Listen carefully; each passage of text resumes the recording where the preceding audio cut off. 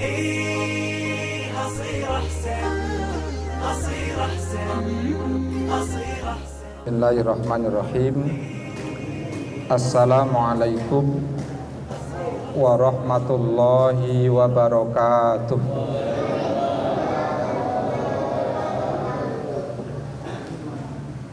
Alhamdulillahilladzi bi ni'matihi tatimmus shalihat.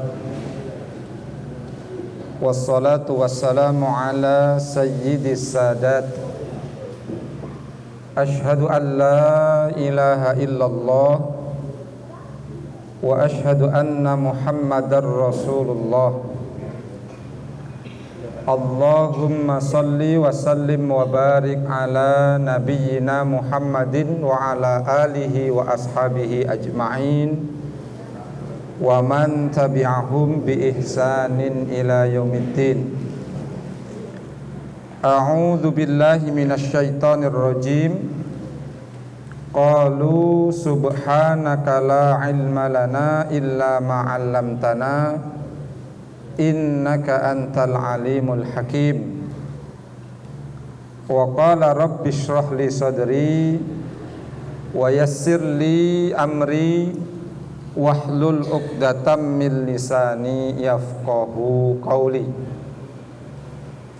Allahumma 'allimna ma yanfa'una wanfa'na ma 'allamtana wa zidna ilman nafi'an.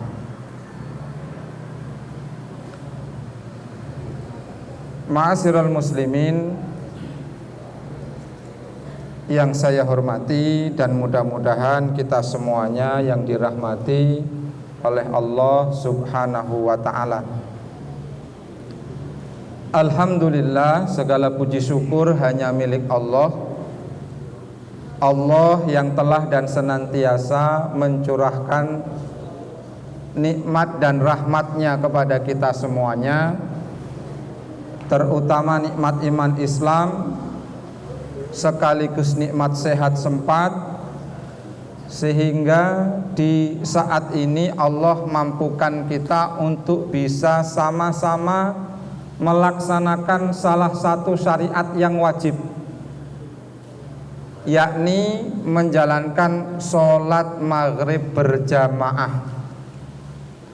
Sholat perintahnya Allah ditunaikan secara berjamaah, sunnahnya Rasulullah yang tidak pernah ditinggalkan oleh beliau sampai akhir hayat beliau. Alhamdulillah, berikutnya kita oleh Allah diberi kesempatan untuk sabar sebentar, sambil sama-sama kita niatkan menyengajakan diri untuk menunggu tibanya waktu sholat isya.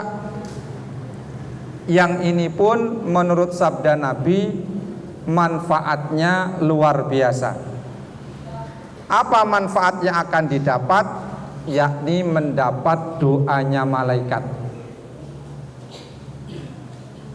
Dalam sebuah pemahaman hadis diterangkan bahwa siapa orangnya yang menyengajakan dirinya menunggu tibanya waktu sholat, maka ada malaikat yang mendoakannya, ya Allah ampunilah ia, ya Allah rahmatilah ia.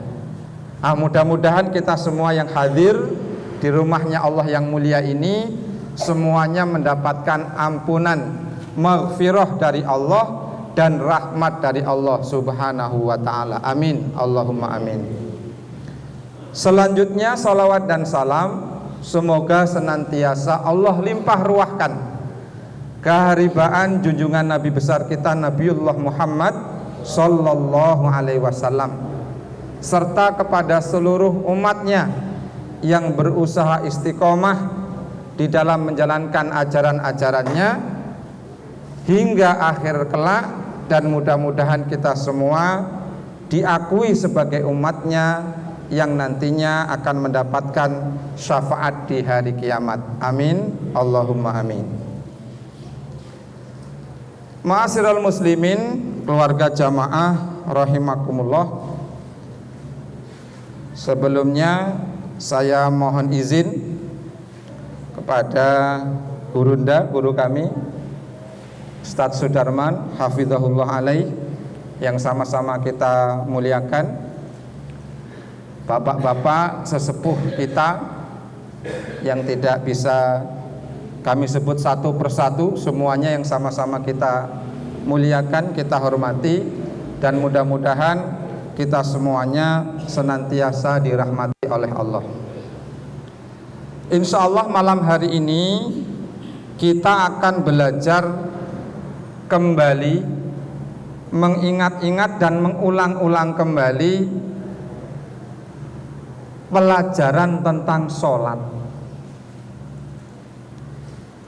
Walaupun kita sudah setiap hari sholat, tapi tidak ada salahnya jika kita kembali mengulang-ulang. Salah satu perkataan guru kami yang kami ingat adalah ad-darsu marrah wal muraja'atu marrat. Belajar itu satu kali, memang pelajaran itu satu kali. Namun mengulang-ulang pelajaran itu berkali-kali. Manfaatnya apa? Jamaah rahimakumullah, barangkali pada pertama kali atau di kali pertama ketika pelajaran itu disampaikan kita belum seberapa faham. Namun diulang kedua kali agak faham, diulang 3 kali faham, diulang 4 kali sangat faham, dan seterusnya. Dan ini tadi sempat dicuplik oleh Ustadz pembawa acara kita. Sungguh kita semua sebagai orang yang berhajat kepada Allah akan ilmunya, di dalam belajar ini memang harus menegakkan yang namanya adab. Salah satunya adalah berusaha membersihkan jiwa dari berbagai macam kotorannya. Di antara kotoran jiwa itu adalah takabur.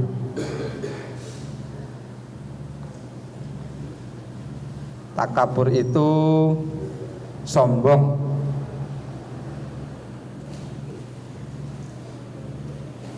Biasanya jamaah rahimakumullah, kalau orang itu tidak sabar dan cenderung lebih menonjol sifat buruk yang namanya sombong, itu kalau diajak belajar terhadap satu pelajaran yang mungkin sudah sering dipelajari, dibahas, itu terkadang agak ogah-ogahan gitu.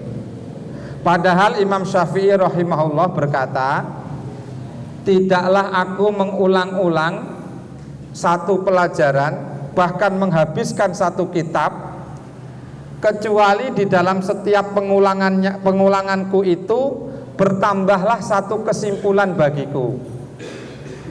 Itu sekelas Imam Syafi'i, jamaah rahimakumullah. Dan beliau bersikap, tidaklah aku menyikapi ilmu yang disampaikan kepadaku, sekalipun ilmu itu diulang berkali-kali, tidaklah aku menyikapinya kecuali aku akan menyikapinya sebagaimana baru pertama kalinya aku akan mempelajarinya. Tapi kalau orang kurang sabar, kemudian dalam hatinya orang itu ada benih atau bibit-bibit kesombongan, biasanya jurusnya itu adalah jurus L. Jadi kalau orang, kita semuanya, saya termasuk, kalau belajar itu bawa modal L, bawa bibit L, itu sulit dapat ilmu yang bermanfaat. L yang dimaksud itu tuh eleh, kayak nggak ada materi lain kok itu aja gitu. Eleh, yang menyampaikan orang itu. Misalnya saya melihat yang menyampaikan kok masih sangat muda dari saya, kemudian kok saya bilang eleh, arek enom sing ngisi. Nah, maka sifat ini menjadikan ilmu yang kita dengar, ilmu yang kita pada saat itu pelajari itu tidak menjadi berkah adanya, tidak menjadi bermanfaat karena sudah terusak dengan apa tadi? Tidak membekali dengan hati atau jiwa yang bersih. Ini kita sampaikan di awal untuk menjadi pengingat, terkhusus kami yang menyampaikan, dan mudah-mudahan juga bermanfaat untuk kita semuanya. Karena disebutkan al-adabu fauqal ilmi, adab itu berada di atasnya ilmu. Dan Imam Malik, gurunya Imam Syafi'i, pernah mengingatkan kepada seorang muridnya, apa? Ta'allamil adaba qabla an tata'allamal ilma. Pelajarilah olehmu adab sebelum engkau mempelajari satu disiplin ilmu tertentu. Dijelaskan oleh para ulama mengapa belajar atau menuntut ilmu itu memerlukan adab, agar seseorang lebih mudah di dalam mendapatkan keberkahan ilmu. Sehingga Imam Az-Zarnuji rahimahullah, beliau menyebutkan di dalam taklimnya, walamma ra'aitu katsiran minat tullab yajtahiduna fi talabil ilmi wala yasiluna ilal maksud. Saya sudah banyak memperhatikan, banyak dari mereka para penuntut ilmu itu yang sudah bersungguh-sungguh, namun masih saja ternyata belum sampai kepada maksud yang dimau dari mereka itu belajar, yaitu mendapatkan ilmu sebagai buah dari belajar dan menyebarkan ilmu hasilnya. Nah, ternyata menurut beliau mereka itu salah dalam menempuh jalan. Waman akhta'at thoriq faqad dhalla. Dan siapapun yang telah salah jalan, maka ia tersesat. Maka setelah beliau mengamati keadaan seperti itu, kemudian beliau membaca dari buku-buku guru beliau dan mengingat-ingat nasihat-nasihat dari guru beliau, kemudian beliau beristikharah, lalu beliau menulis satu risalah yang kemudian oleh beliau diberi judul dengan Ta'limul Muta'allim. Ini sedikit sebagai pengingat bagi kami pribadi, ya. Mudah-mudahan Allah Subhanahu wa taala jadikan majelis kita menjadi majelis yang diridhoinya. Allahumma astur aiba syaikhi anni wa la tudhib barakata ilmihi anni. Jamaah rahimakumullah, kita sama-sama akan belajar tentang sholat tatawu. Tatawu ini secara bahasa artinya segala tambahan yang baik. Secara istilah, dalam istilah agama Islam, syariat Islam, tatawu itu adalah perbuatan secara sukarela. Namanya sukarela itu berarti dikerjakan tanpa ada unsur paksaan, tidak dipaksa, sukarela. Yang dilakukan oleh seorang muslim terhadap sesuatu perbuatan yang hukumnya bukan fardu, itu tatawu. Dalam Al-Quran, setidaknya dalam surah Al-Baqarah, kata-kata tatawu itu akar katanya ada terulang 2 kali. Contohnya dalam ayat Syam itu ada. Kemudian dalam ayat haji, manasik haji, yaitu inna sofa wal marwata min sya'airillah faman hajjal baita awi i'tamara fala junaha alaihi ayyat tawafa bihima. Faman tatawwa'a khaira fa innallaha syakirun alim. Ini makna dari tatawu. Kita ulang. Tatawu artinya apa tadi? Segala tambahan yang baik secara bahasa.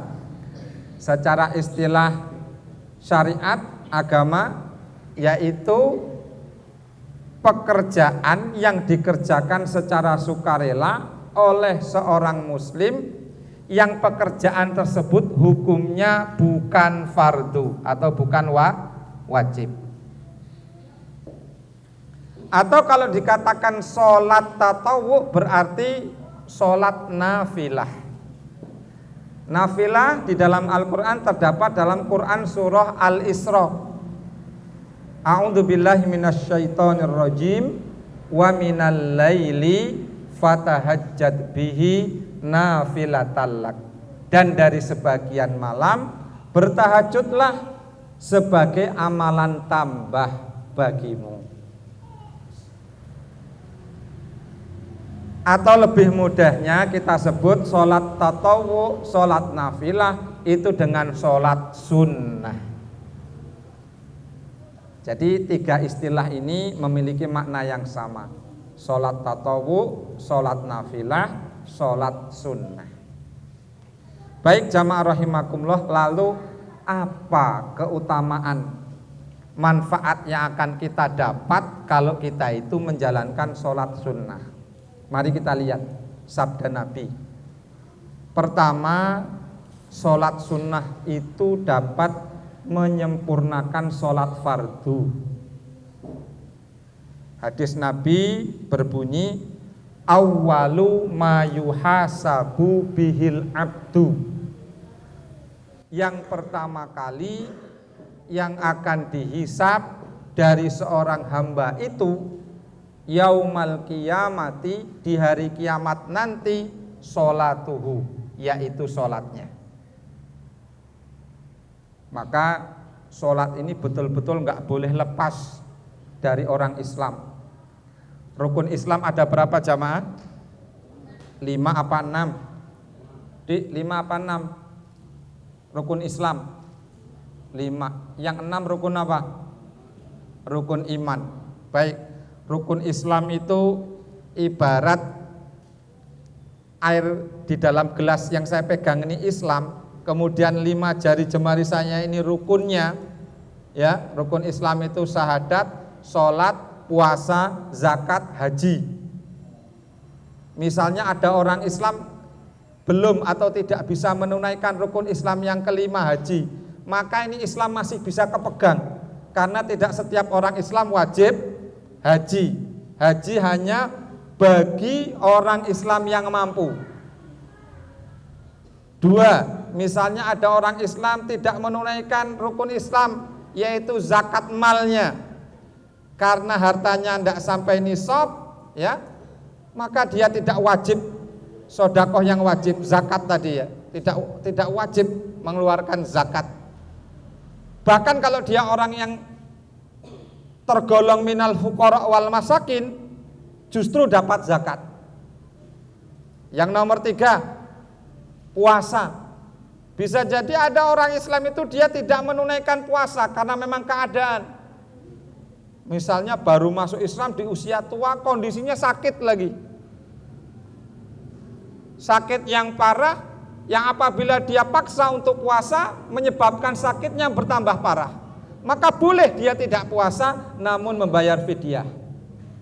Jadi orang tidak haji, orang tidak zakat, orang tidak puasa, Islam masih bisa kepegang. Tapi kalau sampai ada orang Islam yang bersyahadat kemudian tidak sholat, maka ini yang namanya gelas, kalau sampai jari telunjuk saya pun akan saya angkat, maka dia akan jatuh. Maka sholat ini menjadi benteng terakhir orang Islam itu sebut sebagai muslim. Jadi betul-betul jangan sampai ditinggalkan syariat sholat ini. Sampai-sampai sholat itu tidak ada uzur lain kecuali orang itu betul-betul sudah tidak bernyawa. Maka kalau sakit misalnya, Tidak bisa berdiri, boleh duduk, duduk tidak bisa berbaring, ya, tidak bisa berisyarat pakai anggota tubuh yang bisa. Kok yang itu nggak bisa berisyarat dengan mata? Kalau yang kedap-kedip bisanya mata, mata pun juga nggak bisa berisyarat dalam hati. Kalau hati juga sudah nggak bisa, ya disolatkan berarti wes wayai. Nah, ini jamaah rahimakumullah. Maka penting sekali terus kita perbaiki. Kalau istilah guru kami ketika kemarin menyampaikan taklim yang sama seperti ini, agar sholat kita lebih bermutu, agar sholat kita lebih bermutu, yaitu dengan terus ya memperbaharui keilmuan dan peningkatan amalan terhadap sholat tersebut, karena sholat menjadi amal yang pertama kali yang akan dihisab. Kita lanjutkan hadis tadi yang masih terputus, ya. Kita bacakan artinya saja agar lebih mempersingkat. Jika ia seseorang tadi menyempurnakan sholatnya, maka ditulislah sholat yang sempurna. Tapi mohon maaf Bapak jamaah rahimakumullah, untuk sampai kepada derajat atau level sholat yang sempurna itu bukan perkara yang mudah. Walaupun bukan mustahil, ya, tapi tetap harus memperhatikan apa itu namanya kiat-kiat agar sampai kepada derajat sholat pada level yang tertinggi. Ibnu Qayyim al-Jauziyah itu menyebutkan marohil, tahapan-tahapan orang sholat itu. Ada yang kelima, tahapan paling undil itu. Ada orang sholat yang dia itu yu'aqob, ya, sholat tapi yu'aqob, diberi sanksi, fawailul lil musallin, maka kecelakaan bagi orang yang sholat, sudah sholat tapi dia celaka. Ini ayat ini sebagai bentuk tambih kehati-hatian bagi kita agar tidak meremehkan sholat. Artinya belum tentu kalau orang sholat itu mesti sholatnya benar berhasil. Ada orang yang sholat tapi masih dapat ancaman celaka. Bukan berarti malah orang berpahaman, wah mending ora sholat wae wong sholat malah celaka. Artinya yang sudah sholat saja masih kemungkinan dia akan celaka, apalagi yang tidak sholat. Begitu harusnya berpikirnya. Ada yang yuhasab, orang sholatnya dihisab. Ada yukafir anhu sayyiatih, sholat yang dengan sholatnya seseorang itu akan dihapuskan dosa-dosanya. Dan yang keempat yusabu, orang yang sholat dengan sholatnya dia diberi pahala.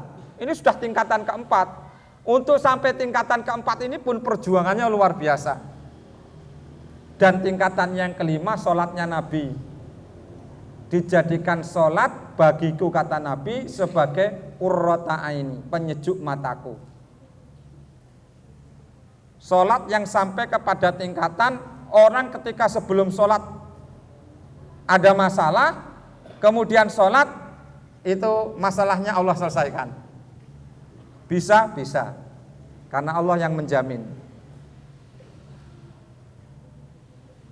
Ini jamaah rahimakumullah. Nah, karena tidak setiap sholat yang kita tunaikan dan setiap kita tahu dan bisa memastikan apakah sholat fardu kita itu betul-betul sempurna, maka ada solusi. Sehingga dilanjutkan dalam hadis ini, artinya ya, namun ya, jika ia tidak menyempurnakannya, maknanya tidak menyempurnakan itu bukan yang wajib 5 waktu kemudian ada salah satu sholat yang bolong, tidak. Tetap 5 waktu dia kerjakan, tapi dalam sholatnya itu ada kekurangan-kekurangan, ketidaksempurnaan.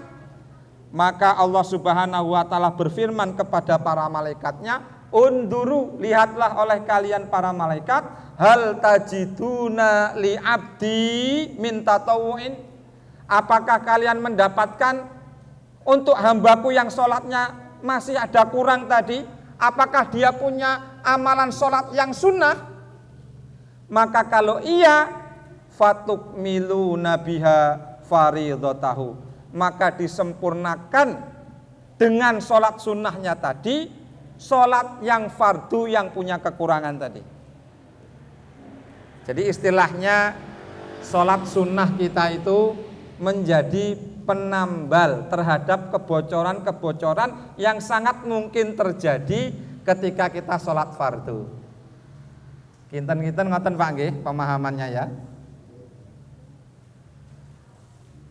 Ini jamaah rahimakumullah yang pertama. Yang kedua, manfaat yang akan didapat kalau kita itu mengerjakan sholat sunnah, yaitu akan mengangkat derajat dan dengannya akan menghapuskan dosa-dosa.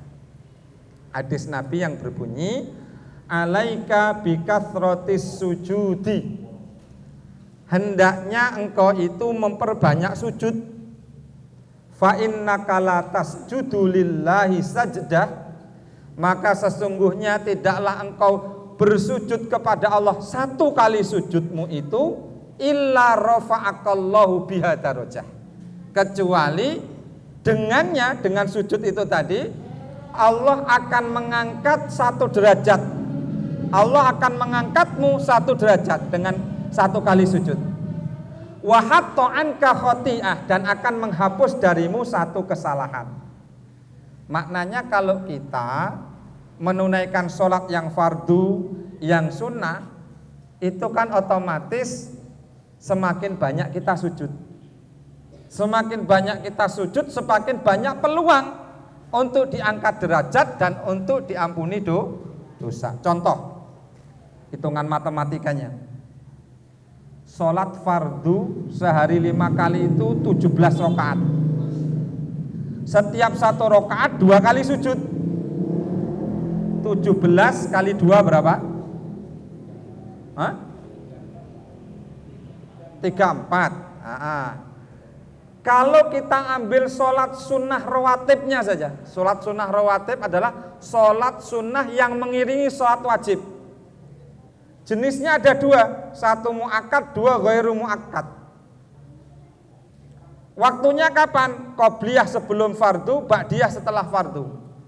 Itu jumlah keseluruhan kalau digabung muakkad dan ghairu muakkad itu 22. Muakkad itu hadis Aisyah menyebutkan jumlahnya 12 rakaat. Hadis Abu Hurairah menyebutkan 10 rakaat karena zuhurnya tidak disebut 4 rakaat. Kalau hadis Aisyah 4 rakaat. Yang ghairu muakkad itu 10 rakaat, sehingga digabung 22 rakaat kali 2, 44 tambah 34 berapa tadi?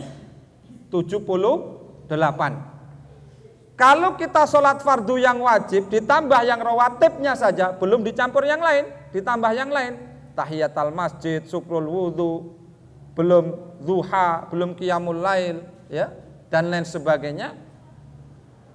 Itu saja sudah berjumlah 78 kali kesempatan, ya, terbuka peluang untuk diangkat derajat dan untuk diampuni dosa. 3. Manfaat yang didapat menjalankan sholat sunnah itu adalah, dan ini sebuah sesuatu yang kita cita-citakan dan kita damba-dambakan sekali, berhak membersamai Nabi di surga nanti.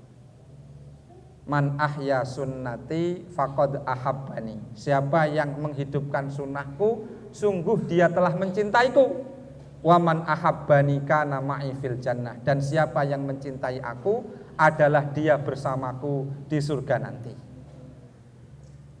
4. Amalan sunnah menjadi sebab Allah mencintai hambanya. Ada hadis Nabi yang berarti, dan hambaku, kata Allah, senantiasa mendekatkan diri kepadaku dengan melakukan amalan-amalan sunnah hingga aku mencintainya. Jadi kalau kita melaksanakan amal yang wajib itu ya biasa karena wajib. Kalau nggak ditunaikan kita terancam mendapat dosa. Tapi ini yang sunnah kita amalkan, nah, insya Allah ini akan biasa menjadi luar biasa. Tapi dengan syarat tentunya melaksanakan yang sunnah setelah yang wajib. Maknanya bagaimana? Tidak boleh seseorang ngepen ke ngejer sing wajib, yang sunnah, tapi ternyata yang wajib malah justru ditinggalkan. Orang dahulu yang soleh itu ciri pertamanya adalah ciri kedua ya, disebutkan ada ciri kedua, at-taqarrubu ilallahi ta'ala bin nawafili ba'dal faraidhi. Mereka ada usaha untuk mendekatkan diri kepada Allah dengan mengamalkan amalan-amalan yang sunnah setelah mereka melaksanakan yang wajib. Ini kalau kita kepingin ya apa itu namanya mempraktekkan dan betul-betul berqudwah atau beriktidak mengikuti daripada salafuna soleh, piantun-piantun ingkang soleh sebelum kita, maka kita ada usaha ini mendekatkan diri kepada Allah dengan amalan yang sunnah setelah amalan-amalan yang wajib. Nah, beberapa ketentuan hukum terkait sholat sunnah. 1, sholat sunnah itu sah dan boleh dilaksanakan secara duduk walaupun dia mampu berdiri sehat walafiat. Misal suatu saat kok capek betul ya, sholat sunnah sambil duduk sah dan boleh. Begitu menurut ijma ulama. Imam An-Nawawi menyebutkan ya, beliau berkata ini merupakan ijma, kesepakatan ulama. Dibolehkan pula melakukan sholat sunnah sambil berdiri dan sebagian lain dengan duduk. Bahkan Nabi itu dijelaskan dalam qiyamul lailnya, sholat malamnya itu bervariasi gerakan. Kadang Nabi itu sholatnya berdiri terus, artinya dengan cara berdiri kemudian rukuk i'tidal, dan itu yang paling sering. Kadang Nabi duduk, kadang Nabi setelah takbiratul ihram berdiri ya, kemudian duduk membaca Al-Fatihah, membaca surah. Nah, sebelum rukuk bangkit beliau dari duduk membaca ayat-ayat yang terakhir yang beliau akan rukuk, beliau berdiri lagi kemudian rukuk. Seperti itu. Itu diantara variasi gerakan Nabi ketika sholat sunnah. Namun dalam sholat sunnah ini memiliki kelebihan.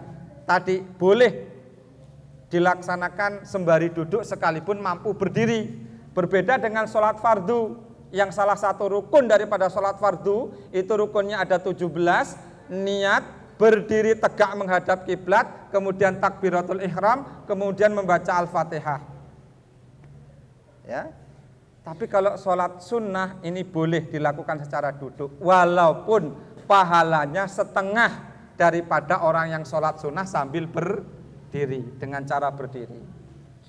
Berikutnya jamaah rahimakumullah adalah sah melakukan sholat sunnah di masjid, di toko, dimanapun tempatnya, yang penting suci, bahkan yang paling utama di rumah. Namun untuk sholat fardu maka tidak boleh tidak seseorang turun terlebih dahulu kalau dia naik kendaraan. Nabi kalau sholat sunnah itu tidak turun kendaraan kalau beliau lagi safar, menghadap ke arah hewan tunggangannya menghadap. Ini kalau sholat sunnah. Tapi kalau Rasulullah sholat wajib, beliau turun terlebih dahulu dari kendaraannya, berusaha menghadap kiblat dan sholat wajib dengan cara berdiri. Istiqrar yaitu nempel ke bumi. Ini sebagaimana sabda Nabi, berdasarkan hadis Amir bin Robi ya. Ini beliau berkata, ini fi'liyah Rasulullah, perbuatan Rasulullah, aku melihat Nabi Shallallahu alaihi wasallam di atas kendaraannya kemana saja kendaraannya menghadap. Saya ulangi, aku melihat Nabi Shallallahu alaihi wasallam sholat di atas kendaraannya kemana saja kendaraannya menghadap. Dalam satu lafaz, dan Rasulullah SAW tidak melaksanakannya dalam sholat fardu. Kalau sholat fardu Rasulullah tidak di atas kendaraan, tapi turun terlebih dahulu. Wallahu a'lam bishawab.